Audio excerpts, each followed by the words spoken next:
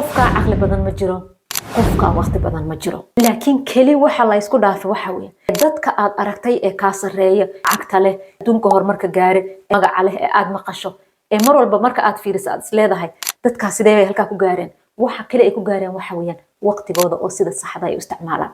qof kasta ee dunida ku nool Ilaahay subhanahu wa ta'ala wuxuu siiyay 24 saacadood 24 saacadood sida loo isticmaalo ayaa la isku dhaafay haddaba maanta laga bilaabo adiga idaawanaya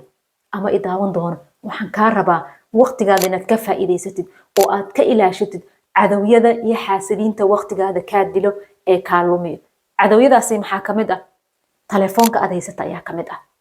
telefoonka aad haysatid waana cadawgaada waana mid ku fiican haddii sida wanaagsan aad u isticmaasho waqtigaada aad ka ilaashatid baraha bulshada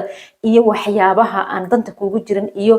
TV-yada aad daawanaysid iyo dadka aad micno darrada ula hadlaysid iyo baraha bulshada ee aad iska galaysid haddaad joojin isaga ayaa cadow kuga ah sidoo kale dadka micno darrada kula soo xiriiro waqtigaada ka lumiyo raba inay iskala kaasheeystaan waxna aad ka faa'iideyn cadowyadaada ay kamid yihiin iska ilaali waqtigaada qorsheyso subaxii marka aad soo toostid ilaa habeenkii aad ka seexanaysid saacad kasta iyo daqiiqad kasta meesha ay kaaga baxday isweydii habeenkii 24 saac markay ku dhamaato ma meel wanaagsan ay kaaga baxday ee wax tar leh ee ku soo noqonayso mise meel xun ay kaaga baxday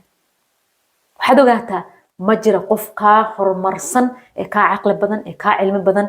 ilaa ma qofkaasi waqtigiisa sida saxda u isticmaalo why not adiga waqtigaada u isticmaal